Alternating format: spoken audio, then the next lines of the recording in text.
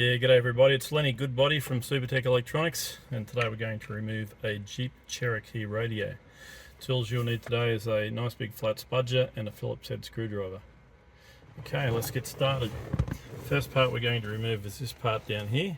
It's held in with clips, hence a nice big flat spudger. We're going to lever that out.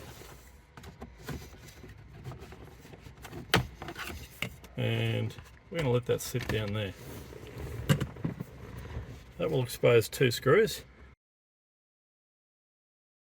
Once we undo those two, this whole shroud will come off.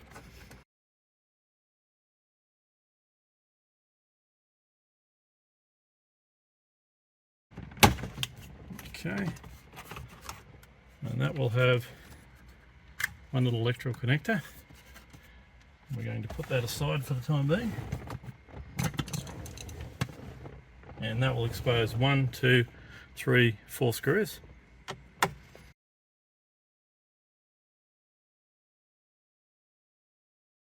Once we've taken those 4 screws out, the whole unit will come out.